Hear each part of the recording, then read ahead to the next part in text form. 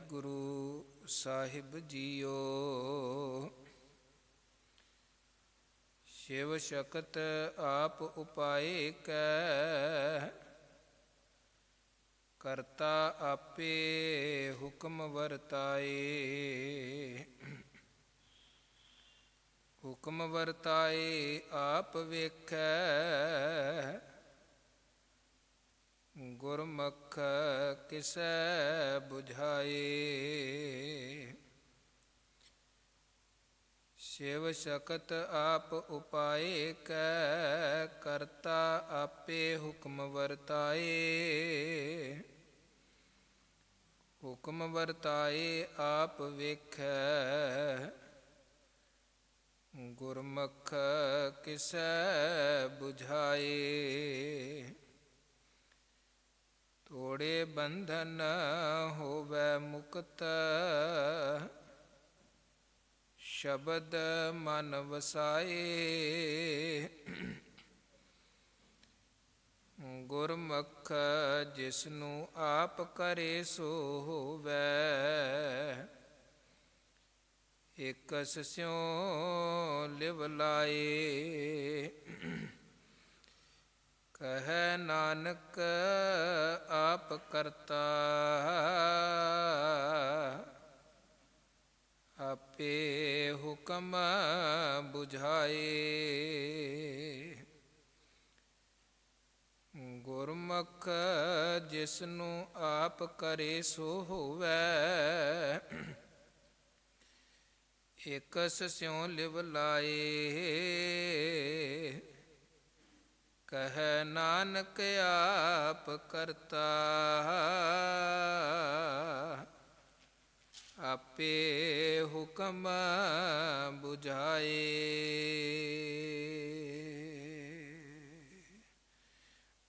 ਵਾਹਿਗੁਰੂ ਜੀ ਕਾ ਖਾਲਸਾ, ਵਾਹਿਗੁਰੂ ਜੀ ਕੀ ਫਤਿਹ। ਜੁਗੋ ਜੁਗ ਅਟਲ ਸਤਿਗੁਰੂ ਗੁਰਗੱਦੀ ਤੇ ਸੁਭਾਏਮਾਨ, ਗਰੀਬ ਨਵਾਜ ਦਸਾਂ ਪਾਤਸ਼ਾਹੀਆਂ ਦੀ ਜੋਤ ਸਤਿਗੁਰੂ ਭਗਤ ਵਛਲ ਪਤਿਤ ਪਾਵਨ ਕਰੁਣਾ ਨਿਧਾਨ ਉਪਮਾ ਮਹਾਨ ਸਤਿਗੁਰੂ ਧੰਨ ਗੁਰੂ ਗ੍ਰੰਥ ਸਾਹਿਬ ਜੀ ਮਹਾਰਾਜ ਜੀ ਦੀ ਪਾਵਨ ਪਵਿੱਤਰ ਮੁਬਾਰਕ ਹਜ਼ੂਰੀ ਵਿਖੇ, ਚਰਨ ਸ਼ਰਨ ਵਿਖੇ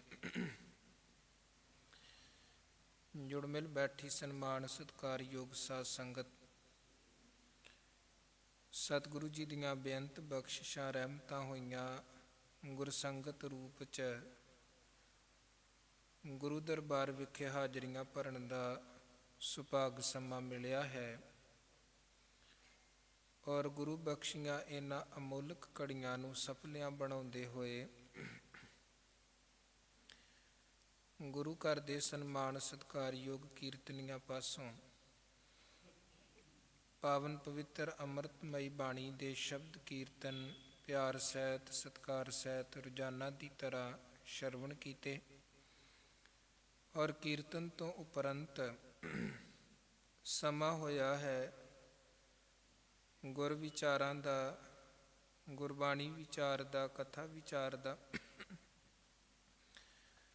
ਧੰਨ ਗੁਰੂ ਅਮਰਦਾਸ ਸਾਹਿਬ ਜੀ ਦੀ ਪਾਵਨ ਪਵਿੱਤਰ ਰਸਨਾ ਤੋਂ ਉਚਾਰਨ ਕੀਤੀ ਹੋਈ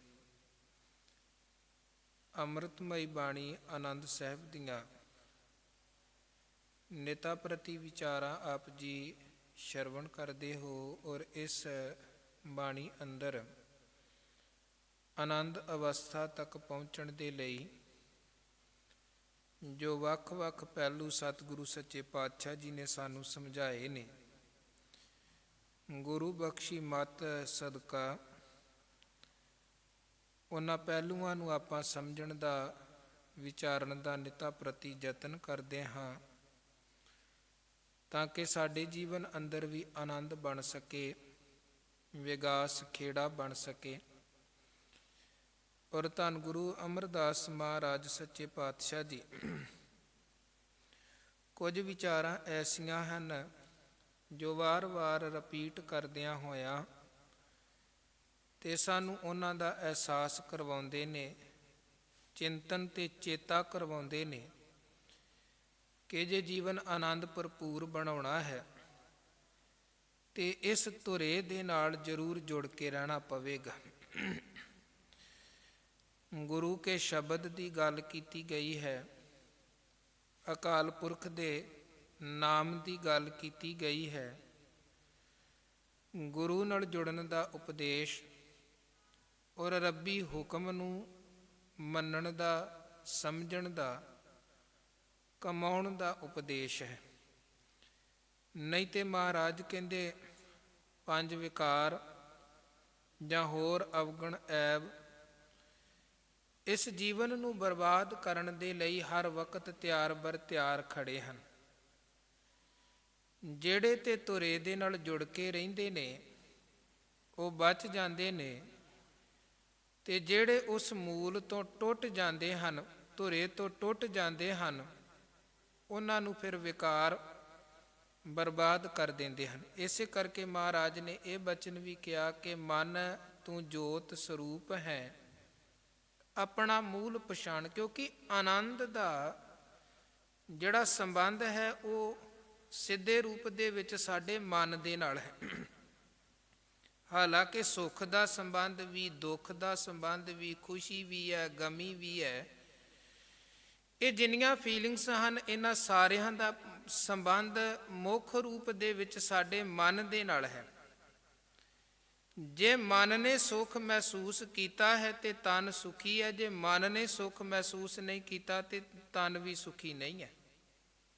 ਕਿਸੇ ਨੂੰ ਆਪਾਂ ਮਿਲਦੇ ਹਾਂ, ਜੇ ਮਿਲ ਕੇ ਮਨ ਨੇ ਖੁਸ਼ੀ ਮਹਿਸੂਸ ਕੀਤੀ ਹੈ ਤੇ ਤਨ ਖੁਸ਼ ਹੈ, ਚਿਹਰੇ ਤੇ ਰੌਣਕ ਹੈ, ਤੇ ਜੇ ਮਨ ਨੇ ਹੀ ਉਹ ਖੁਸ਼ੀ ਨੂੰ ਮਹਿਸੂਸ ਨਹੀਂ ਕੀਤਾ ਹੈ ਤੇ ਫਿਰ ਤਨ ਤੇ ਉਹ ਰੌਣਕ, ਉਹ ਵਿਗਾਸ ਵੀ ਨਹੀਂ ਹੁੰਦਾ ਹੈ। ਸੋ ਆਨੰਦ ਦਾ ਸੰਬੰਧ ਸਾਡੇ ਮਨ ਦੇ ਨਾਲ ਹੈ, ਤੇ ਜੇ ਮਨ ਆਨੰਦ 'ਚ ਹੈ, ਮਨ ਆਨੰਦ ਅਵਸਥਾ ਤੇ ਖੇੜੇ ਤੇ ਵਿਗਾਸ ਅਵਸਥਾ ਤੇ ਪਹੁੰਚ ਗਿਆ ਹੈ, ਫਿਰ ਤਨ ਵੀ ਖੇੜਿਆ ਹੈ। ਈਵਨ ਜੇ ਬਾਹਰੀ ਤੌਰ ਤੇ ਕੋਈ ਤਨ ਤੇ ਦੁੱਖ ਵੀ ਆਉਂਦਾ ਹੈ, ਫਿਰ ਵੀ ਉਹ ਦੁੱਖ ਨਹੀਂ ਲੱਗਦਾ ਹੈ, ਕਿਉਂਕਿ ਮਨ ਕਿਸੇ ਹੋਰ ਅਵਸਥਾ 'ਚ ਪਹੁੰਚ ਚੁੱਕਿਆ ਹੈ। ਮਨ ਬਹੁਤ ਸਿਖਰ ਤੇ ਪਹੁੰਚ ਗਿਆ ਹੈ। ਜਿਨ੍ਹਾਂ ਨੂੰ ਆਪਾਂ ਅਰਦਾਸ 'ਚ ਚੇਤੇ ਕਰਦੇ ਹਾਂ, ਇਤਿਹਾਸ 'ਚ ਪੜ੍ਹਦੇ ਹਾਂ, ਮਨ ਕਰਕੇ ਆਨੰਦ ਅਵਸਥਾ ਤੱਕ ਪਹੁੰਚੇ ਹੋਏ ਉਹ ਗੁਰਮੁਖ ਸਿੰਘ ਸਿੰਘਣੀਆਂ, ਪਿਆਰੇ ਸਚਿਆਰੇ, ਜਿਨ੍ਹਾਂ ਕਹਿ ਦਿੱਤਾ ਆਰਾ ਪਿਆਰਾ ਲਗਤ ਹੈ, ਕਾਰਾ ਕਰੋ ਬਣਾਏ, ਸਿਰ ਜਾਏ ਤਾਂ ਜਾਏ ਮੇਰਾ ਸਿੱਖੀ ਸਿਦਕ ਨਾ ਜਾਏ, ਉਹ ਆਨੰਦ ਅਵਸਥਾ ਤੱਕ ਪਹੁੰਚੇ ਸਨ। ਬਾਹਰੋਂ ਮੌਤ ਦਾ ਡਰਾਵਾ ਦਿੱਤਾ ਗਿਆ, ਤੁਹਾਡੇ ਤਨ ਨੂੰ ਖਤਮ ਕਰ ਦੇਵਾਂਗੇ, ਤਨ ਦੇ ਟੁਕੜੇ ਕਰਾਂਗੇ, ਤਨ ਨੂੰ ਤੱਤੀ ਤਵੀ ਤੇ ਬਿਠਾਵਾਂਗੇ, ਉਬਲਦੀ ਦੇਗ 'ਚ ਉਬਾਲਾਂਗੇ, ਖੋਪੜ ਉਤਾ, ਇਹ ਸਾਰੀਆਂ ਜਿੰਨੀਆਂ ਸਜ਼ਾਵਾਂ ਹਨ ਉਹ ਤਨ ਦੇ ਪੱਧਰ ਦੀਆਂ ਸਜ਼ਾਵਾਂ ਹਨ। ਪਰ ਉਹ ਜਿਹੜੇ ਮਨ ਕਰਕੇ ਸਿਖਰ ਤੇ ਪਹੁੰਚੇ ਸਨ, ਕਹਿਣ ਲੱਗੇ ਕਬੀਰ ਮੋਹੇ ਮਰਨੇ ਕਾ ਚਾਓ ਹੈ, ਮਰੂ ਤਾਂ ਹਰ ਕੈ ਦੁਆਰ। ਉਹ ਕਹਿਣ ਲੱਗੇ ਕਬੀਰ ਜਿਸ ਮਰਨਾ ਤੇ ਜਗ ਡਰੈ, ਮੇਰਾ ਮਨ ਆਨੰਦ ਮਰਨਾ ਹੀ ਤੇ ਪਾਈਐ ਪੂਰਨ ਪਰਮਾਨੰਦ। ਭਾਵ ਤਨ ਦੇ ਦੁੱਖ ਤੋਂ ਸੁਰਤ ਉੱਪਰ ਉੱਠ ਗਏ। ਔਰ ਮਹਾਰਾਜ ਕਹਿੰਦੇ ਜੇ ਮਨ ਮੂਲ ਦੇ ਨਾਲ ਜੁੜ ਗਿਆ ਹੈ, ਉਸ ਧੁਰੇ ਦੇ ਨਾਲ ਜੁੜ ਗਿਆ ਹੈ, ਤੇ ਫਿਰ ਸਮਝੋ ਜੀਵਨ ਅੰਦਰ ਖੇੜਾ ਹੈ, ਸਦ ਵਿਗਾਸ ਵਾਲੀ ਅਵਸਥਾ ਹੈ। ਮਨ ਤੂੰ ਜੋਤ ਸਰੂਪ ਹੈ, ਆਪਣਾ ਮੂਲ ਪਛਾਣ, ਮਨ ਹਰ ਜੀ ਤੇਰੇ ਨਾਲ ਹੈ, ਗੁਰਮਤੀ ਰੰਗ ਮਾਣ। ਇੱਕ ਜਗ੍ਹਾ ਪਾਤਸ਼ਾਹ ਜੀ ਦਾ ਮਾਝ ਕੀ ਵਾਰ ਅੰਦਰ ਬਚਨ ਹੈ, ਕਹਿੰਦੇ ਦੋਏ ਪੁੜ ਚੱਕੀ ਜੋੜ ਕੇ ਪੀਸਣ ਆਏ ਬਹੇਠ। ਜਦੋਂ ਦਾਣੇ ਪੀਸੇ ਜਾਂਦੇ ਹਨ, ਇੱਕ ਪੁੜ ਥੱਲੇ ਹੈ, ਇੱਕ ਪੁੜ ਉੱਪਰ ਹੈ, ਤੇ ਪੁੜਾਂ ਦੇ ਥੱਲੇ ਥੱਲੇ ਜਿਹੜੇ ਦਾਣੇ ਆਈ ਜਾਂਦੇ ਨੇ ਉਹ ਪੀਸੀ ਜਾਂਦੇ, ਆਟਾ ਬਣੀ ਜਾਂਦਾ ਉਹਨਾਂ ਦਾ। ਪਰ ਉਹ ਦੋ ਪੁੜ ਹਨ ਜਿਹੜੇ ਵੱਡੇ ਵੱਡੇ ਪੱਥਰ ਦੇ ਪੁੜ ਹੁੰਦੇ ਨੇ। ਅੱਜ ਕੱਲ੍ਹ ਭਾਵੇਂ ਬੇਸ਼ੱਕ ਐਡਵਾਂਸ ਟੈਕਨੋਲੋਜੀ ਵੀ ਆ ਚੁੱਕੀ ਹੈ, ਪਰ ਫਿਰ ਵੀ ਅੰਦਰ ਸਿਸਟਮ ਤੇ ਉਸੇ ਤਰ੍ਹਾਂ ਦੇ ਹਨ। ਹੁਣ ਉਹ ਵੱਡੇ ਵੱਡੇ ਪੁੜ ਤੇ ਵਿਚਕਾਰ ਇੱਕ ਲੱਕੜ ਦਾ ਕਿੱਲਾ ਹੈ, ਜਿਹਦੇ ਉੱਪਰ ਉਹ ਦੋਵੇਂ ਪੁੜ ਟਿਕਾਏ ਜਾਂਦੇ ਸਨ। ਹੁਣ ਜਿਹੜੇ ਦਾਣੇ ਉਹ ਲੱਕੜ ਦੇ ਵਿਚਕਾਰਲੇ ਕਿੱਲੇ ਦੇ ਨਾਲ ਵਿਚਕਾਰ ਜਿਹੜਾ ਮੂਲ ਸੀ, ਧੁਰਾ ਸੀ, ਉਹਦੇ ਨਾਲ ਜੁੜੇ ਰਹਿੰਦੇ ਸਨ। ਉਹ ਕਿਉਂਕਿ ਪੁੜਾਂ ਦੇ ਥੱਲੇ ਨਹੀਂ ਗਏ ਤੇ ਉਹ ਪੀਸਣ ਤੋਂ ਬਚ ਗਏ। ਜਿਹੜੇ ਪੁੜਾਂ ਦੇ ਥੱਲੇ ਚਲੇ ਗਏ ਉਹ ਪੀਸੇ ਗਏ, ਖਤਮ ਹੋ ਗਏ, ਆਟਾ ਬਣ ਗਿਆ। ਮਹਾਰਾਜ ਕਹਿੰਦੇ ਬਿਲਕੁਲ ਇਸੇ ਤਰ੍ਹਾਂ ਮਾਇਆ ਦੀ ਚੱਕੀ, ਵਿਕਾਰਾਂ ਦੀ ਚੱਕੀ ਤੇ ਸੰਸਾਰ ਅੰਦਰ ਚੱਲ ਰਹੀ ਹੈ। ਔਰ ਜਿਹੜਾ ਤੇ ਉਹ ਆਪਣੇ ਮੂਲ ਧੁਰੇ ਦੇ ਨਾਲ ਜੁੜ ਕੇ ਰਹਿੰਦਾ ਹੈ, ਉਹ ਵਿਕਾਰਾਂ ਦੀ ਚੱਕੀ ਦੇ ਉਹਨਾਂ ਪੁੜਾਂ ਦੇ ਥੱਲੇ ਨਹੀਂ ਆਉਂਦਾ ਹੈ। ਕੋਈ ਕਾਮ ਦੇ ਥੱਲੇ ਨਹੀਂ ਪੀਸਿਆ ਗਿਆ, ਕ੍ਰੋਧ ਥੱਲੇ, ਲੋਭ ਥੱਲੇ, ਮੋਹ, ਹੰਕਾਰ, ਨਿੰਦਿਆ, ਚੁਗਲੀ, ਈਰਖਾ, ਦਵੈਸ਼ ਦੇ ਪੁੜ ਥੱਲੇ ਨਹੀਂ ਆਇਆ। ਕਿਉਂ? ਕਿਉਂਕਿ ਉਹ ਮੂਲ ਮਾਲਕ ਦੇ ਨਾਲ ਜੁੜਿਆ ਸੀ, ਧੁਰੇ ਦੇ ਨਾਲ ਜੁੜਿਆ ਸੀ। ਗੁਰੂ ਕੋਲੋਂ ਸਮਝਦਾ ਪਿਆ ਸੀ ਕਿ ਵਿਕਾਰੀ ਜੀਵਨ ਨਹੀਂ ਬਣਾਉਣਾ ਹੈ, ਸਕਾਰੀ ਜੀਵਨ ਬਣਾ ਕੇ ਚੱਲਣਾ ਹੈ। ਤੇ ਉਹਦਾ ਪ੍ਰਭਾਵ ਫਿਰ ਸਤਿਗੁਰੂ ਕਹਿੰਦੇ ਇਹ ਪਿਆ ਕਿ ਦੋਏ ਪੁੜ ਚੱਕੀ ਜੋੜ ਕੇ ਪੀਸਨ ਆਏ ਬਹਿਠ, ਜੋ ਦਰ ਰਹੇ ਸੋ ਉੱਭਰੇ ਨਾਨਕ ਅਜਬ ਡਿਠ।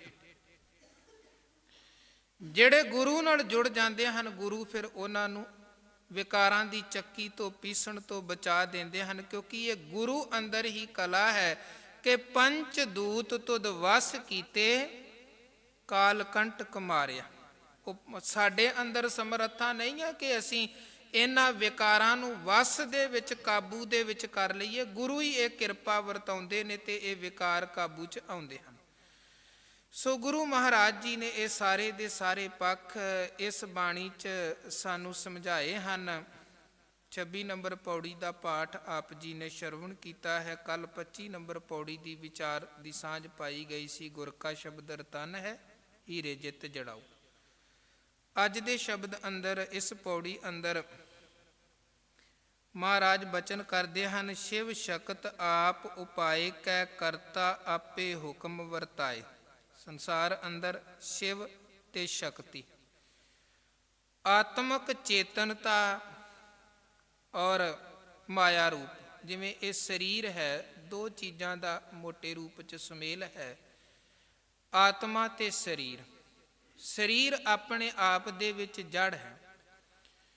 ਜੇ ਇਹਦੇ ਅੰਦਰ ਆਤਮਾ ਨਾ ਹੋਵੇ, ਕਿਸੇ ਬੱਚੇ ਦਾ ਜਨਮ ਹੋਇਆ ਹੈ ਪਰ ਉਹਦੇ ਅੰਦਰ ਆਤਮਾ ਨਹੀਂ ਸੀ, ਕਹਿ ਦਿੱਤਾ ਇਹ ਜਿਉਂਦਾ ਨਹੀਂ ਹੈ, ਮੁਰਦਾ ਹੀ ਪੈਦਾ ਹੋ। ਕਿਉਂ? ਕਿਉਂਕਿ ਜਿਹੜਾ ਉਹ ਅੰਦਰ ਜਿਉਂਦਾ ਜੀਣ ਵਾਲਾ ਜੀਵ ਹੈ ਨਾ, ਉਹ ਅੰਦਰ ਅੰਸ਼, ਮੁਰਦਾ ਬੰਦਾ ਮਰਦਾ ਹੈ। ਸਤਿਗੁਰੂ ਕਹਿੰਦੇ ਕੌਣ ਮੂਆ ਰੇ ਕੌਣ ਮੂਆ, ਬ੍ਰਹਮ ਗਿਆਨੀ ਮਿਲ ਕਰੋ ਵਿਚਾਰਾ, ਇਹ ਤੋਂ ਚਲਤ। ਕੀ ਮਰਿਆ ਹੈ? ਅੱਖਾਂ ਤੇ ਸਰੀਰ ਤੇ ਹੈਨ, ਕੰਨ ਤੇ ਹੈਨ, ਜ਼ੁਬਾਨ ਤੇ ਹੈ, ਪਰ ਜਿਸ ਚੇਤਨਤਾ ਆਤਮਾ ਦੇ ਸਹਾਰੇ ਅੰਦਰ ਦਾ ਸਾਰੇ ਦਾ ਸਾਰਾ ਸਿਸਟਮ ਚੱਲ ਰਿਹਾ ਸੀ, ਉਹ ਅੰਦਰੋਂ ਸ਼ਕਤੀ ਖਤਮ ਹੋ ਗਈ, ਉਹ ਅੰਦਰ ਦੀ ਐਨਰਜੀ ਖਤਮ ਹੋ ਗਈ, ਜਿਹਦੇ ਸਹਾਰੇ ਸਾਰੇ ਦਾ ਸਾਰਾ ਸਰੀਰ। ਜਿਹਨੂੰ ਇੱਕ ਜਗ੍ਹਾ ਮਹਾਰਾਜ ਕਹਿੰਦੇ ਬਾਬਾ ਬੋਲਤੇ ਤੇ ਕਹਾਂ ਗਏ। ਜ਼ੁਬਾਨ ਹੈ, ਹੁਣ ਅੰਦਰੋਂ ਬੋਲਣ ਵਾਲਾ ਉਹ ਨਹੀਂ ਰਿਹਾ ਹੈ। ਜਬ ਆਪਣੀ ਜੋਤ ਖਿੰਚੈ ਤੂੰ ਸੁਆਮੀ, ਤਬ ਕਿਆ ਕੋਈ ਕਰਿਓ ਦਿਖਾ ਵਖਿਆਨਾ। ਜਿੰਨੀ ਦੇਰ ਮਾਲਕ ਨੇ ਅੰਦਰ ਜੋਤ ਬਖਸ਼ੀ ਹੈ, ਕੋਈ ਬੋਲ ਰਿਹਾ ਹੈ, ਕੋਈ ਸੁਣ ਰਿਹਾ ਹੈ, ਜਦੋਂ ਉਹ ਵਾਹਿਗੁਰੂ ਇਸ ਜੜ ਰੂਪੀ ਸਰੀਰ ਦੇ ਅੰਦਰੋਂ ਆਪਣੀ ਸ਼ਕਤੀ ਨੂੰ ਖਿੱਚ ਲੈਂਦਾ ਹੈ, ਫਿਰ ਉਹ ਬੋਲ ਨਹੀਂ ਸਕਦਾ ਹੈ। ਸਾਰੇ ਅਸੀਂ ਅਕਸਰ ਵੇਖਦੇ ਹਾਂ ਘਰਾਂ 'ਚ ਮੌਤਾਂ ਹੁੰਦੀਆਂ ਨੇ, ਜਿਹੜਾ ਮਰਿਆ ਲੋਕ ਰੋਂਦੇ ਪਏ ਨੇ, ਉਹਨੂੰ ਉਠਾ ਰਹੇ ਨੇ, ਆਵਾਜ਼ਾਂ ਦੇ ਰਹੇ ਹਨ, ਪਰ ਹੁਣ ਉਹ ਸੁਣ ਨਹੀਂ ਰਿਹਾ। ਕਾਰਨ ਕੀ ਹੈ?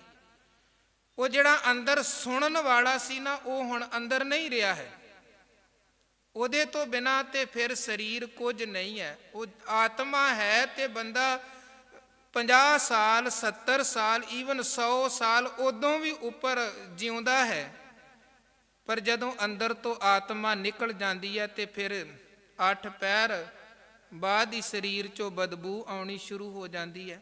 ਇਹ ਸਰੀਰ ਬਦਬੂਦਾਰ ਹੋ ਜਾਂਦਾ, ਫਿਰ ਕੱਢਣ ਦੀ ਤਿਆਰੀ ਹੋ ਜਾਂਦੀ, ਕਿਉਂਕਿ ਹੁਣ ਘਰ ਰੱਖਣ ਦੇ ਯੋਗ ਉਹ ਸਰੀਰ ਰਿਹਾ ਨਹੀਂ ਹੈ।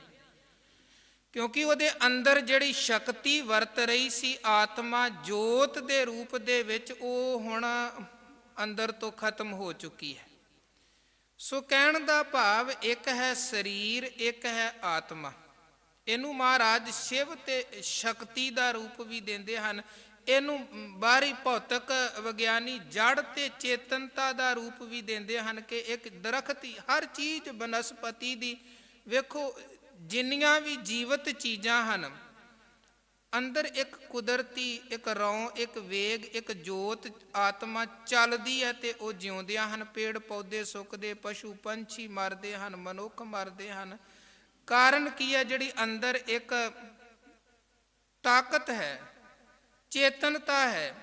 ਜਦੋਂ ਉਹ ਚੇਤਨਤਾ ਖਤਮ ਹੋ ਜਾਂਦੀ ਹੈ ਤੇ ਫਿਰ ਜੀਵ ਮੁਰਦਾ ਹੈ, ਬਨਸਪਤੀ ਮੁਰਦਾ ਹੈ, ਪੇੜ ਪੌਦੇ ਪਸ਼ੂ ਪੰਛੀ ਮੁਰਦਾ ਹਨ।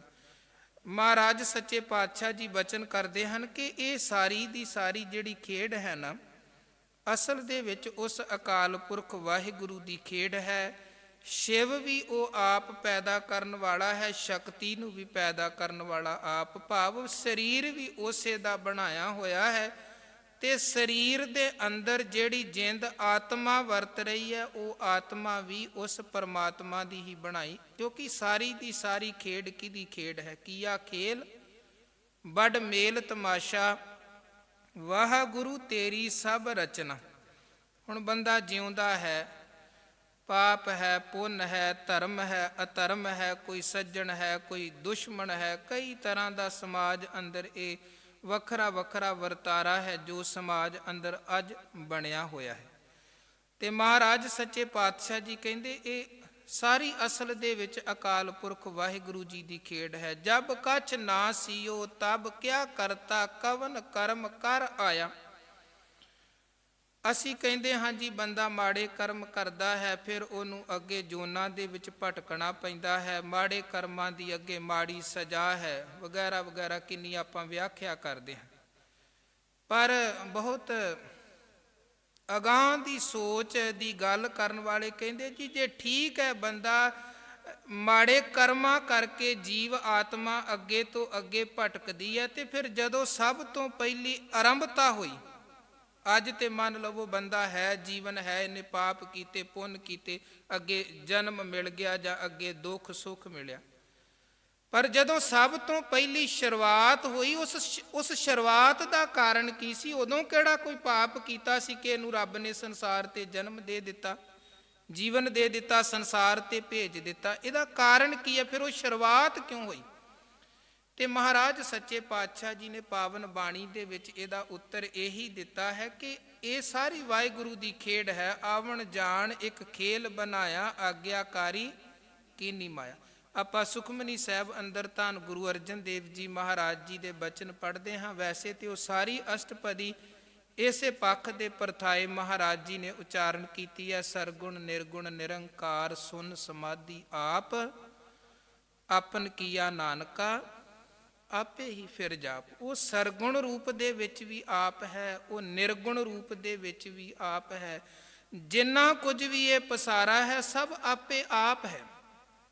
ਉੱਥੇ ਫਿਰ ਮਹਾਰਾਜ ਨੇ ਗੱਲ ਕੀਤੀ ਹੈ, ਜਬ ਆਕਾਰ ਏਕਸ਼ ਨਾ ਦ੍ਰਿਸ਼ਟੇਤਾ, ਪਾਪ ਪੁੰਨ ਤਬ ਕਹਤੇ ਹੋਤਾ। ਜਦੋਂ ਕੁਝ ਹੈ ਹੀ ਨਹੀਂ ਸੀ, ਪਾਪ ਪੁੰਨ ਵੀ ਉਦੋਂ ਕਿੱਥੇ ਸੀ ਕਿ ਅਸੀਂ ਕਹਿ ਦਈਏ ਪਾਪ ਕਰਕੇ ਪੁੰਨ ਕਰਕੇ ਜੀਵ ਨੂੰ ਅੱਗੇ ਜਨਮ ਮਿਲਿਆ ਜਾਂ ਅਗਲੀ ਖੇਡ ਚਲੀ। ਜਬ ਆਕਾਰ ਏਕਸ਼ ਨਾ ਦ੍ਰਿਸ਼ਟੇਤਾ, ਪਾਪ ਪੁੰਨ ਤਬ ਕਹਤੇ ਹੋਤਾ। ਜਬ ਧਾਰੀ ਆਪਨ ਸੁਨ ਸਮਾਦ, ਤਬ बैर विरोध किस संग कमात। जब इसका वर्ण चिन्ह न जापत, तब हरख सोग कहो किसै व्यापत। जब आपन आप आप पार ब्रह्म, तब मोह कहाँ किस होवत भरम। ਜਦੋਂ ਹੈ ਹੀ ਕੇਵਲ ਅਕਾਲ ਪੁਰਖ ਸੀ, ਦੂਜਾ ਅਜੇ ਕੁਝ ਹੈ ਹੀ ਨਹੀਂ ਸੀ। ਨਾ ਕੋਈ ਮੋਹ, ਨਾ ਮਮਤਾ, ਨਾ ਕਾਮ ਕ੍ਰੋਧ ਲੋਭ ਦਾ ਕੋਈ ਕਿਸੇ ਤਰ੍ਹਾਂ ਦਾ ਪਸਾਰਾ, ਨਾ ਈਰਖਾ ਦਵੈਸ਼, ਨਾ ਕੋਈ ਸੱਜਣ, ਨਾ ਕੋਈ ਮਿੱਤਰ। ਫਿਰ ਕਿਉਂ ਇਹ ਸਾਰੀ ਦੀ ਸਾਰੀ ਅੱਗੇ ਖੇਡ ਚੱਲ ਪਈ?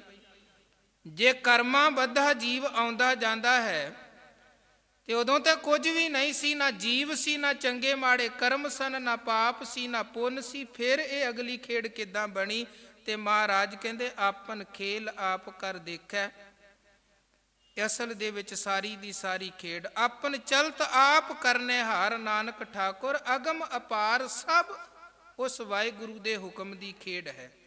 ਹੁਣ ਮਹਾਰਾਜ ਕਹਿੰਦੇ ਇਹ ਜਿਹੜੀ ਹੁਕਮ ਦੀ ਖੇਡ ਦੀ ਬਰੀਕੀ ਹੈ ਨਾ, ਇਹ ਬਰੀਕੀ ਸਮਝ ਪੈਂਦੀ ਹੈ ਗੁਰੂ ਸਦਕਾ, ਗੁਰੂ ਕੇ ਉਪਦੇਸ਼ ਸਦਕਾ, ਗੁਰੂ ਦੇ ਗਿਆਨ ਸਦਕਾ। ਜਦੋਂ ਮਨੁੱਖ ਐਨ ਗੁਰੂ ਦੇ ਉਪਦੇਸ਼ 'ਚ ਅੰਦਰ ਤੇ ਬਾਹਰ ਤੋਂ ਰੰਗਿਆ ਜਾਂਦਾ ਹੈ, ਮਨ ਕਰਕੇ ਵੀ ਸੁਰਤ ਕਰਕੇ ਵੀ। ਜਿਵੇਂ ਪਿਛਲੀ ਪੌੜੀ 'ਚ ਮਹਾਰਾਜ ਨੇ ਕਿਹਾ, ਸ਼ਬਦ ਸੇਤੀ ਮਨ ਮਿਲਿਆ ਸੱਚਾ ਲਾਇਆ ਭਾਉ। ਜਦੋਂ ਐਨ ਸ਼ਬਦ ਦੇ ਵਿੱਚ ਮਨ ਰੰਗਿਆ ਗਿਆ, ਫਿਰ ਅਕਾਲ ਪੁਰਖ ਦੇ ਹੁਕਮ ਦੀ ਖੇਡ, ਰਜਾ ਦੀ ਖੇਡ ਦੀ ਸਮਝ ਪੈਂਦੀ ਹੈ। ਪਾਤਸ਼ਾਹ ਕਹਿੰਦੇ, ਸ਼ਿਵ ਸ਼ਕਤ ਆਪ ਉਪਾਏ ਕੈ ਕਰਤਾ, ਆਪੇ ਹੁਕਮ ਵਰਤਾਏ। ਸ਼ਿਵ ਵੀ ਤੇ ਸ਼ਕਤੀ ਵੀ, ਚੇਤਨਤਾ ਵੀ ਤੇ ਜੜ ਵੀ, ਮਾਇਆ ਵੀ ਤੇ ਧਰਮ ਨਾਮ ਵੀ, ਅਧਿਆਤਮਕਤਾ ਵੀ ਤੇ ਬਾਹਰ ਦਾ ਜਿਹੜਾ ਮਾਇਆ ਵੀ ਪਸਾਰਾ ਹੈ, ਆਪ ਉਪਾਏ ਕੈ ਕਰਤੇ। ਵਾਹਿਗੁਰੂ ਨੇ ਇਹ ਸਾਰਾ ਕੁਝ ਆਪ ਹੀ ਪੈਦਾ ਕੀਤਾ ਹੈ, ਆਪੇ ਹੁਕਮ ਵਰਤਾਏ। ਅੱਗੇ ਸੰਸਾਰ ਅੰਦਰ ਉਹ ਆਪਣਾ ਹੁਕਮ ਆਪ ਹੀ ਵਰਤਾਉਂਦਾ ਪਿਆ ਹੈ, ਤੇ ਜਿਵੇਂ ਜਿਵੇਂ ਉਹਦਾ ਹੁਕਮ ਵਰਤ ਰਿਹਾ ਹੈ, ਤਿਵੇਂ ਤਿਵੇਂ ਸੰਸਾਰ ਦੀ ਖੇਡ ਚੱਲ ਰਹੀ। ਉਹਦੇ ਹੁਕਮ ਦੇ ਵਿੱਚ ਹੀ ਸੁੱਖ ਹੈ, ਉਹਦੇ ਹੁਕਮ ਦੇ ਵਿੱਚ ਹੀ ਦੁੱਖ ਹੈ, ਉਹਦੇ ਹੁਕਮ ਦੇ ਵਿੱਚ ਹੀ ਸਾਡਾ ਆਉਣਾ ਹੈ, ਉਹਦੇ ਹੁਕਮ ਦੇ ਵਿੱਚ ਹੀ ਸਾਡਾ ਸੰਸਾਰ ਤੋਂ ਜਾਣਾ ਹੈ। ਇੱਕ ਹੁਕਮੀ ਸਦਾ ਭਵਾਈ ਹੈ, ਇੱਕ ਨਾ ਹੁਕਮੀ ਬਖਸ਼ੀਸ਼। ਉਹਦੇ ਹੁਕਮ ਦੇ ਵਿੱਚ ਕੋਈ ਭਟਕਦਾ ਪਿਆ ਹੈ, ਕੋਈ ਬਖਸ਼ਿਸ਼ਾਂ ਮੰਨਦਾ ਪਿਆ ਹੈ, ਕੋਈ ਤ੍ਰਿਪਤ ਹੈ, ਕੋਈ ਸਾਰੀ ਜ਼ਿੰਦਗੀ ਭੁੱਖੀ ਭੁੱਖ ਹੰਡਾਉਂਦਾ ਹੈ। ਕਈ ਕੋਟ ਬੈਠਤੀ ਖਾਏ, ਕਈ ਕੋਟ ਘਾਲੇ ਥਕ ਪਾਹੇ, ਕਈ ਕੋਟ ਕੀਏ ਤਨਵੰਤ, ਕਈ ਕੋਟ ਮਾਇਆ ਮੈਂ ਚਿੰਤ। ਜੈ ਜੈ ਜੈ ਜੈ ਭਾਣਾ ਤੈਂ ਤੈਂ ਰਾਖੈ, ਨਾਨਕ ਸਭ ਕਿਛ ਪ੍ਰਭ ਕੈ ਹਾਥੇ। ਸਭ ਗੁਰੂ ਕਹਿੰਦੇ ਉਹਦੇ ਹੁਕਮ ਦੀ ਖੇਡ ਹੈ। ਹੁਕਮ ਵਰਤਾਏ ਆਪ ਵੇਖੈ, ਗੁਰਮੁਖ ਕਿਸੈ ਬੁਝਾਏ। ਉਹ ਆਪਣਾ ਹੁਕਮ ਵਰਤਾਉਂਦਾ ਹੈ ਤੇ ਉਹਦੇ ਹੁਕਮ ਦੇ ਵਰਤਾਰੇ ਦੇ ਮੁਤਾਬਕ ਸੰਸਾਰ ਦੀ ਖੇਡ ਚੱਲਦੀ ਹੈ। ਔਰ ਇਸ ਚੱਲਦੀ ਹੋਈ ਖੇਡ ਨੂੰ ਫਿਰ ਉਹ ਆਪ ਵੇਖੈ, ਵੇਖ ਵੀ ਰਿਹਾ ਹੈ। ਹਰ ਜੀਵ ਨੂੰ ਵੇਖਦਾ ਪਿਆ ਹੈ, ਹਰ ਜੀਵ ਦੇ ਕਰਮ ਨੂੰ ਵੇਖਦਾ ਪਿਆ ਹੈ। ਗੁਰਮੁਖ ਕਿਸੈ ਬੁਝਾਏ, ਤੇ ਕਿਸੇ ਨੂੰ ਉਹ ਗੁਰੂ ਰਾਹੀਂ ਆਪਣੇ ਹੁਕਮ ਦੀ ਖੇਡ ਦੀ ਸਮਝ ਵੀ ਬਖਸ਼ ਦਿੰਦਾ ਹੈ। ਹਰ ਇੱਕ ਨੂੰ ਸਮਝ ਨਹੀਂ ਪੈਂਦੀ ਹੈ, ਹਰ ਇੱਕ ਨੂੰ ਸਮਝ ਨਹੀਂ ਪੈਂਦੀ ਉਹਦੇ ਹੁਕਮ ਦੀ ਖੇਡ ਦੀ। ਇਸ ਕਰਕੇ ਲੋਕ ਰੱਬ ਤੇ ਤਰਕ ਵੀ ਕਰਦੇ ਨੇ। ਸੰਸਾਰ ਦਾ ਇੱਕ ਵੱਡਾ ਤਬਕਾ ਐਸਾ ਹੈ ਜਿਹੜਾ ਨਾਸਤਿਕ, ਰੱਬ ਦੀ ਹੋਂਦ ਤੋਂ ਇਨਕਾਰੀ ਹੈ, ਰੱਬ ਨੂੰ ਮੰਨਦਾ ਨਹੀਂ ਹੈ। ਇੱਕ ਆਸਤਿਕ ਹਨ ਜਿਹੜੇ ਅਤੁੱਟ ਅਥਾਹ ਪਰਮੇਸ਼ਰ ਤੇ ਵਿਸ਼ਵਾਸ ਰੱਖਣ ਵਾਲੇ ਹਨ, ਜਿਨ੍ਹਾਂ ਦਾ ਬਲੀਵ ਭਰੋਸਾ ਇੰਨਾ ਜ਼ਿਆਦਾ ਹੈ, ਜਿਹੜੇ ਕਹਿੰਦੇ ਹਨ ਉਹਦੇ ਹੁਕਮ ਤੋਂ ਬਿਨਾਂ ਪੱਤਾ ਵੀ ਹਿੱਲ ਨਹੀਂ ਸਕਦਾ। ਜਿਹੜੇ ਇੰਨੇ ਭਰੋਸੇ 'ਚ ਜਿਉਂਦੇ ਹਨ ਕਿ ਜੇ ਸੁੱਖ ਝੋਲੀ 'ਚ ਪੈਂਦਾ ਤਾਂ ਵੀ ਸ਼ੁਕਰ ਕਰਦੇ ਨੇ, ਜੇ ਦੁੱਖ ਆਇਆ। ਭਾਈ ਭਿਖਾਰੀ ਵਰਗੇ ਗੁਰਮੁਖ, ਧੰਨ ਗੁਰੂ ਅਰਜਨ ਦੇਵ ਮਹਾਰਾਜ ਨੂੰ ਸਿੱਖ ਕਹਿਣ ਲੱਗਾ, ਜੀ ਕਿਸੇ ਗੁਰਮੁਖ ਸਿੱਖ ਦੇ ਦਰਸ਼ਨ ਕਰਾਓ। ਮਹਾਰਾਜ ਕਹਿਣ ਲੱਗੇ, ਭਾਈ ਭਿਖਾਰੀ ਦੇ ਦਰਸ਼ਨ ਕਰ ਲਵੋ। ਜਦੋਂ ਸਿੱਖ ਗਿਆ ਤੇ ਉਸ ਦਿਨ ਭਾਈ ਭਿਖਾਰੀ ਦੇ ਪੁੱਤ ਦਾ ਵਿਆਹ ਸੀ। ਉਹ ਬਾਕੀ ਤਾਂ ਭਾਵੇਂ ਵਿਆਹ ਦੇ ਝਮੇਲਿਆਂ 'ਚ ਉਲਝੇ ਪਏ ਹਨ, ਪਰ ਭਾਈ ਭਿਖਾਰੀ ਬਿਲਕੁਲ ਵੱਖਰਾ, ਗੁਰੂ ਗੁਰੂ ਜਪਣ 'ਚ, ਵਾਹਿਗੁਰੂ ਵਾਹਿਗੁਰੂ ਜਪਣ 'ਚ ਮਸਤ। ਸਿੱਖ ਮਿਲਿਆ, ਮੁਲਾਕਾਤ ਕੀਤੀ ਜੀ, ਸਤਿਗੁਰਾਂ ਨੇ ਭੇਜਿਆ। ਭਾਈ ਭਿਖਾਰੀ ਨੇ ਬੜਾ ਅਦਬ ਕੀਤਾ ਕਿ ਧੰਨ ਗੁਰੂ ਕੇ ਸਿੱਖ ਜਿਨ੍ਹਾਂ ਦੇ ਦਰਸ਼ਨ ਕਰਨ ਦਾ ਸੁਭਾਗ ਬਣਿਆ। ਉਹ ਭਾਣਾ ਐਸਾ ਵਰਤਿਆ, ਇਤਿਹਾਸ ਕਹਿੰਦਾ ਹੈ ਕਿ ਇੱਕ ਦੋ ਦਿਨਾਂ ਬਾਅਦ ਹੀ ਭਾਈ ਭਿਖਾਰੀ ਦੇ ਉਸ ਪੁੱਤਰ ਦੀ ਮੌਤ ਹੋ ਗਈ ਜਿਹਦਾ ਵਿਆਹ ਹੋਇਆ ਸੀ। ਹੁਣ ਜਿਹੜੇ ਕੱਲ ਤੱਕ ਵਿਆਹ ਦੇ ਝਮੇਲਿਆਂ 'ਚ ਨੱਚਦੇ ਟੱਪਦੇ ਪਏ ਸਨ, ਬਾਕੀ ਸਾਰਾ ਕੁਝ ਭੁੱਲਿਆ ਪਿਆ ਸੀ, ਐਸੇ ਉਹ ਉਸੇ ਮਸਤੀ 'ਚ ਮਸਤ ਸਨ। ਹੁਣ ਮੌਤ ਹੋ ਗਈ ਹੈ ਤੇ ਰੋਣ ਧੋਣ ਵਾਲੇ ਪਾਸੇ ਲੱਗ ਗਏ ਹਨ। ਪਰ ਉਹ ਭਾਈ ਭਿਖਾਰੀ ਫਿਰ ਵੀ ਉਸੇ ਤਰ੍ਹਾਂ, ਜਿਹਨੂੰ ਮਹਾਰਾਜ ਕਹਿੰਦੇ ਤੈਸਾ ਹਰਖ ਤੈਸਾ ਉਸ ਸੋਗ, ਸਦਾ ਆਨੰਦ ਤੈ ਨਾਹੀ ਵਿਯੋਗ। ਉਹਦੇ ਲਈ ਖੁਸ਼ੀ ਵੀ ਉਹੀ ਹੈ, ਗਮੀ ਵੀ ਉਹੀ ਹੈ, ਹਮੇਸ਼ਾ ਹੀ ਸਦਾ ਆਨੰਦ ਤੈ ਨਾਹੀ ਵਿਯੋਗ, ਹਮੇਸ਼ਾ ਹੀ ਆਨੰਦ ਹੀ ਆਨੰਦ। ਆਪਾਂ ਗੁਰੂ ਸਾਹਿਬਾਨਾਂ ਦੇ, ਧੰਨ ਗੁਰੂ ਕਲਗੀਧਰ ਮਹਾਰਾਜ ਜੀ ਦੇ ਜੀਵਨ ਦੀਆਂ ਕਿੰਨੀਆਂ ਘਟਨਾਵਾਂ ਨੇ। ਪਿਤਾ ਗੁਰੂ ਤੇਗ ਬਹਾਦਰ ਸਾਹਿਬ ਜੀ ਦਾ ਸੀਸ ਭਾਈ ਜੈਤਾ ਜੀ ਲੈ ਕੇ ਪਹੁੰਚੇ ਨੇ, ਤੇ ਹੁਣ ਵੇਖੋ 9-10 ਵਰਿਆਂ ਦੀ ਉਮਰ, ਤੇ ਇੱਦਾਂ ਪਿਤਾ ਦਾ ਸੀਸ ਕੇਵਲ ਪਹੁੰਚਿਆ ਹੋਵੇ, ਧੜ ਵੀ ਨਹੀਂ ਹੈ, ਬੱਚਾ ਰੋ ਰੋ ਕਮਲਾ ਹੋ ਜਾਂਦਾ ਹੈ। ਪਰ ਧੰਨ ਧੰਨ ਗੁਰੂ ਕਲਗੀਧਰ ਮਹਾਰਾਜ, ਅਕਾਲ ਪੁਰਖ ਦੀ ਰਜਾ ਨੂੰ ਮੰਨਣ ਵਾਲੇ। ਫਿਰ 18 ਸਾਲ ਦਾ ਕਿਸੇ ਦਾ ਪੁੱਤ ਮੁੱਕ ਜਾਏ, 16 ਸਾਲ ਦਾ ਇੱਕੋ ਦਿਨ ਕਿਸੇ ਦੇ 2 ਪੁੱਤ ਖਤਮ ਹੋ ਜਾਣ ਤੇ ਬੰਦੇ ਤੇ ਕੀ ਬੀਤਦਾ ਹੈ। ਧੰਨ ਜਿਗਰਾ ਕਲਗੀਆਂ ਵਾਲੇ ਦਾ। ਉੱਥੇ ਵੀ ਵਾਹਿਗੁਰੂ ਦਾ ਸ਼ੁਕਰ ਕਰ ਰਹੇ ਨੇ ਕਿ ਜਿਸ ਕੀ ਬਸਤ ਤਿਸ ਆਗਿਆ ਰਾਖੈ, ਪ੍ਰਭ ਕੀ ਆਗਿਆ ਮੰਨ, ਤੇਰਾ ਕੀਆ ਮੀਠਾ ਲਾਗੈ, ਹਰ ਨਾਮ ਪਦਾਰਥ ਨਾਨਕ, ਜੋ ਤੁਧ ਭਾਵੈ ਸੋ ਪ੍ਰਵਾਨ, ਤੇਰੇ ਭਾਣੇ ਨੂੰ ਕੁਰਬਾਨ। ਹੁਣ ਇਹ ਅਵਸਥਾ ਵੇਖੋ, ਇੱਕ ਤੇ ਹੈ ਬੰਦਾ ਬਿਲਕੁਲ ਪੱਥਰ ਦੇਲੀ ਹੋ ਗਿਆ ਕਿ ਹਾਂ ਬਈ ਇੱਦਾਂ ਦੀ ਕੋਈ ਘਟਨਾ ਵਰਤ ਗਈ ਤੇ ਬੰਦਾ ਬਸ ਸੋਨੀ ਹੋ ਗਿਆ। ਪਰ ਇੱਕ ਹੈ ਉਹ ਅਵਸਥਾ ਜਿੱਥੇ ਜਰਨ ਵਾਲੀ ਸਮਰੱਥਾ ਬਣ ਜਾਣੀ, ਜਰਨ ਵਾਲੀ ਹਿੰਮਤ ਬਣ ਜਾਣੀ। ਇਹ ਹਿੰਮਤ ਬਣਦੀ ਹੈ ਰੱਬੀ ਰਹਿਮਤ ਸਦਕਾ, ਗੁਰੂ ਦੀ ਕਿਰਪਾ ਸਦਕਾ। ਗੁਰੂ ਇਹ ਸਮਝ ਜਿਹਨੂੰ ਬਖਸ਼ਦੇ ਨੇ ਨਾ, ਫਿਰ ਉਹ ਇਸ ਸਮਝ ਦੇ ਵਿੱਚ ਜਿਉਂਦਾ ਹੈ। ਹੁਣ ਗੁਰੂ ਸਾਹਿਬਾਨਾਂ ਬਾਰੇ ਤੇ ਫਿਰ ਵੀ ਕਈ ਲੋਕ ਕਹਿ ਦਿੰਦੇ ਜੀ ਉਹ ਤੇ ਗੁਰੂ ਸਾਹਿਬ ਸਨ, ਉਹ ਜਰ ਗਏ ਸਨ, ਅਸੀਂ ਥੋੜਾ ਜਰ ਸਕਦੇ ਹਾਂ। ਭਾਈ ਮਨੀ ਸਿੰਘ ਇੱਕੋ ਪਰਿਵਾਰ ਦੇ ਕਰੀਬਨ 60-65 ਉਹਨਾਂ ਦੇ ਪਰਿਵਾਰ ਦੇ ਜੀ ਸਿੱਖੀ ਮਾਰਗ ਤੇ ਚੱਲਦਿਆਂ ਹੋਇਆਂ ਉਹਨਾਂ ਨੇ ਸ਼ਹਾਦਤਾਂ ਦਾ ਜਾਮ ਪੀਤਾ, ਜੋ ਗੁਰੂ ਨੇ ਪੂਰਨੇ ਪਾਏ, ਸਿੱਖਾਂ ਵੀ ਉਹ ਕੁਝ ਆਪਣੇ ਪਿੰਡੇ ਤੇ ਹੋਣਾ। ਸਰਦਾਰ ਸੁਬੇਗ ਸਿੰਘ, ਸ਼ਹਿਬਾਜ਼ ਸਿੰਘ, ਪਿਓ ਪੁੱਤਰ। ਉਹ ਸੁਬੇਗ ਸਿੰਘ ਨੂੰ ਕਿਹਾ ਗਿਆ ਕਿ ਠੀਕ ਹੈ ਤੂੰ ਸਿੱਖੀ ਸਿਦਕ ਨਿਭਾਉਂਦਿਆਂ ਕੁਰਬਾਨ ਹੋਣਾ ਤੇ ਹੋ, ਆਪਣੇ ਪੁੱਤ ਨੂੰ ਬਚਾ ਲੈ, ਤੁਹਾਡੀ ਕੁੱਲ ਬਚੀ ਰਹੇਗੀ, ਇੱਕੋ ਇੱਕ ਤੇ ਤੁਹਾਡਾ ਪੁੱਤ ਹੈ। ਤੇ ਉਹ ਗੁਰੂ ਕਾ ਸਿੱਖ ਕਹਿਣ ਲੱਗਾ, ਹਮ ਕਾਰਨ ਗੁਰ ਕੁੱਲ ਗਵਾਈ, ਹਮ ਕੁੱਲ ਰਾਖੈ ਕਵਨ ਬੜਾਈ। ਸਾਡੀ ਖਾਤਰ ਗੁਰੂ ਨੇ ਆਪਣੀ ਕੁੱਲ ਕੁਰਬਾਨ ਕਰ ਦਿੱਤੀ ਤੇ ਅਸੀਂ ਆਪਣੀਆਂ ਕੁੱਲਾਂ ਬਚਾਉਂਦੇ ਫਿਰੀਏ। ਇਹ ਕਾਹਦੀ ਸਿਆਣਪ ਅਕਲ ਵਾਲੀ ਗੱਲ ਹੋਈ। ਇੱਥੋਂ ਤੱਕ ਸਾਡੇ ਇਤਿਹਾਸ ਨੇ ਲਿਖਿਆ ਹੈ ਕਿ ਮੀਰ ਮਨੂੰ ਦੀ ਜੇਲ੍ਹ ਅੰਦਰ ਜਿਵੇਂ ਜ਼ੁਲਮ ਵਰਤਾਰਾ ਵਰਤਿਆ ਆਪ ਜਾਣਦੇ ਹੋ, ਕਿਵੇਂ ਬੱਚਿਆਂ ਤੇ ਬੀਬੀਆਂ ਤੇ ਭੈਣਾਂ ਤੇ ਉਹ ਜ਼ੁਲਮ ਕੀਤਾ ਗਿਆ ਕਿ ਜਨਨੀ ਨੂੰ ਖਤਮ ਕਰੋ ਜਿਹਦੀ ਕੁੱਖੋਂ ਸਿੱਖ ਪੈਦਾ ਹੁੰਦੇ ਹਨ। ਮਾਵਾਂ ਤੇ ਅਤਿਅੰਤ ਤਸ਼ੱਦਦ ਜ਼ਾਲਮਾਂ ਨੇ ਢਾਏ।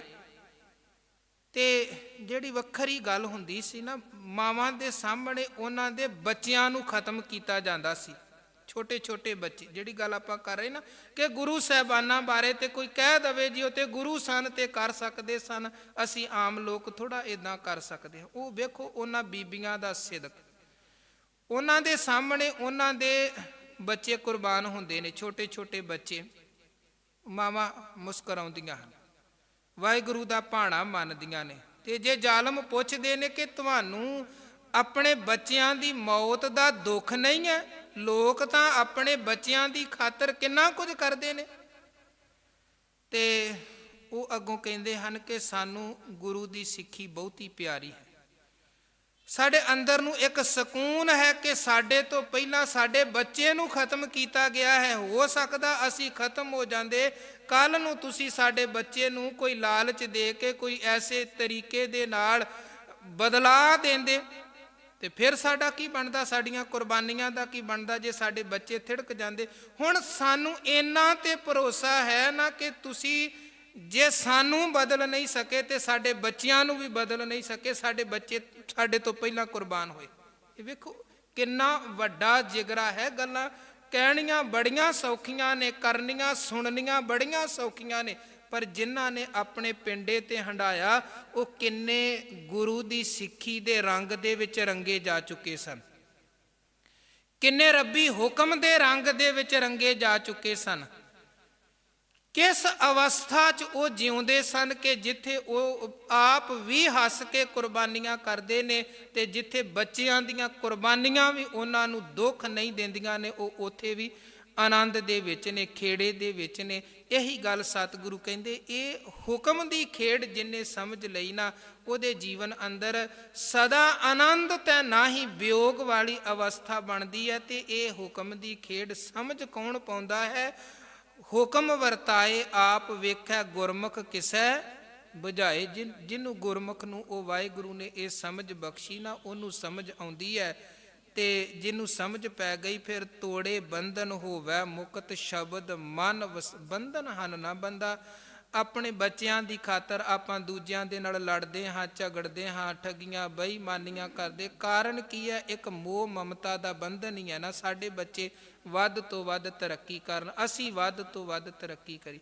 ਪਰ ਜਦੋਂ ਇਹ ਮੋਹ ਮਮਤਾ ਦਾ ਬੰਧਨ ਟੁੱਟ ਜਾਂਦਾ ਹੈ ਨਾ, ਫਿਰ ਬੇਈਮਾਨੀਆਂ, ਠੱਗੀਆਂ, ਫਰੇਬੀਆਂ ਨਹੀਂ ਰਹਿੰਦੀਆਂ ਹਨ। ਫਿਰ ਪਤਾ ਲੱਗ ਜਾਂਦਾ ਹੈ ਕਿ ਸਾਰਾ ਕੁਝ ਇੱਕ ਵਾਹਿਗੁਰੂ ਦਾ ਹੁਕਮ ਹੀ ਹੈ।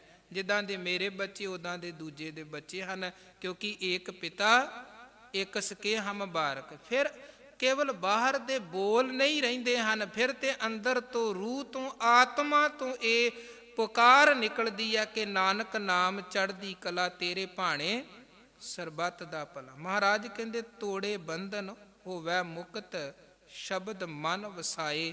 ਜਿਹੜਾ ਗੁਰੂ ਦੇ ਉਪਦੇਸ਼ ਨੂੰ, ਸ਼ਬਦ ਨੂੰ ਆਪਣੇ ਮਨ 'ਚ ਵਸਾ ਲੈਂਦਾ ਹੈ, ਤੋੜੇ ਬੰਧਨ ਹੋਵੇ ਮੁਕਤ, ਉਹ ਇਹ ਬਾਹਰ ਦੇ ਬੰਧਨਾਂ ਨੂੰ, ਬੰਦਸ਼ਾਂ ਨੂੰ ਤੋੜ ਦਿੰਦਾ ਹੈ, ਉਹ ਮੁਕਤ ਹੋ ਜਾਂਦਾ ਹੈ।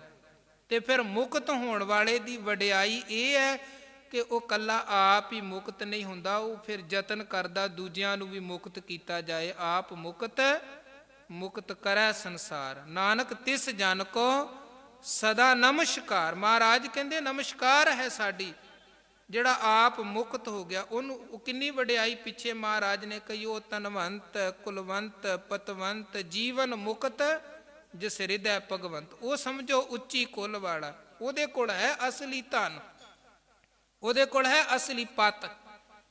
ਕਿਹਦੇ ਕੋਲ? ਜਿਹਦੇ ਹਿਰਦੇ 'ਚ ਉਹ ਭਗਵਾਨ ਨਿਰੰਕਾਰ ਵਸ ਗਿਆ, ਸ਼ਬਦ ਮਨ ਵਸਾਏ। ਅੱਗੇ ਪਾਤਸ਼ਾਹ ਕਹਿੰਦੇ ਗੁਰਮੁਖ ਜਿਸ ਨੂੰ ਆਪ ਕਰੇ ਸੋ ਹੋਵੇ ਇਕਸ ਸਿਉ ਲਿਵ ਲਾਏ।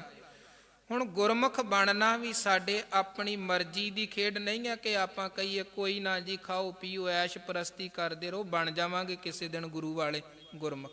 ਇੱਦਾਂ ਨਹੀਂ।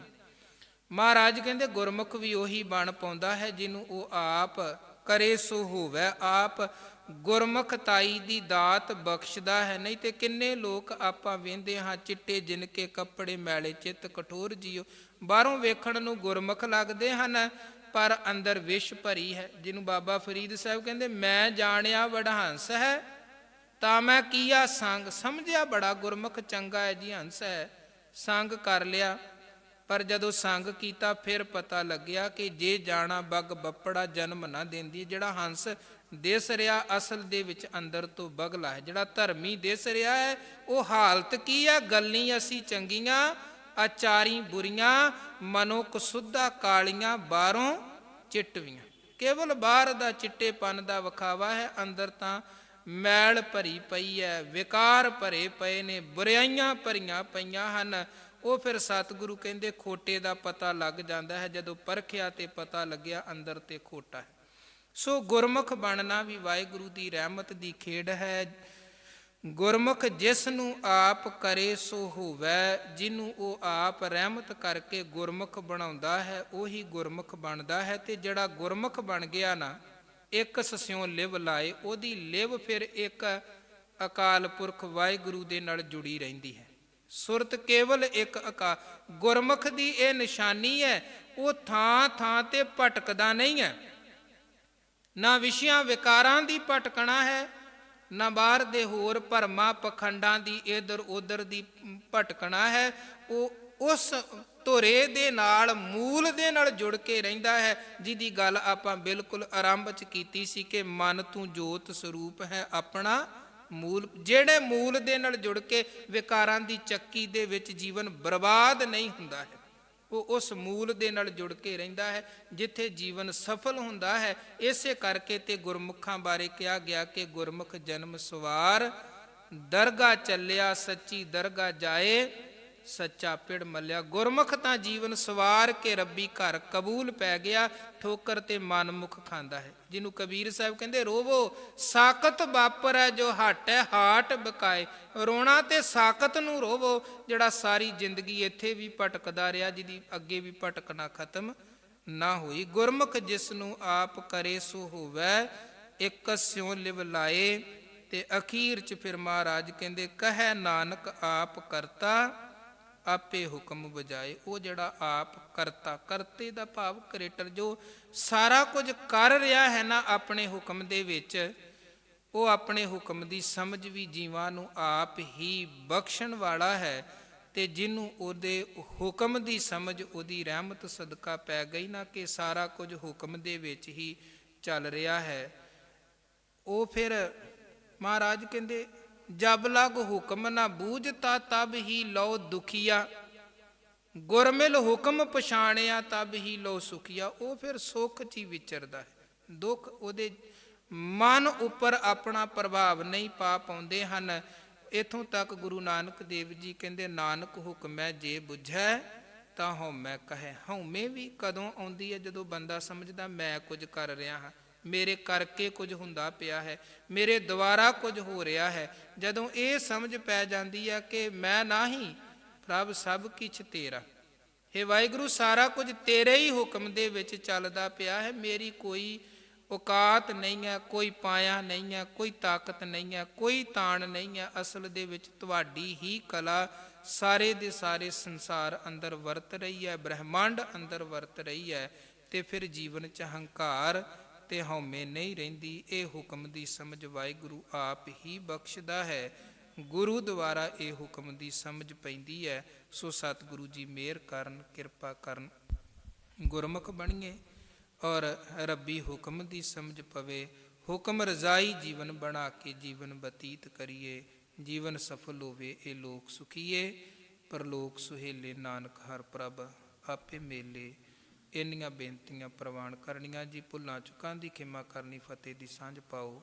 ਵਾਹਿਗੁਰੂ ਜੀ ਕਾ ਖਾਲਸਾ, ਵਾਹਿਗੁਰੂ ਜੀ ਕੀ ਫਤਿਹ।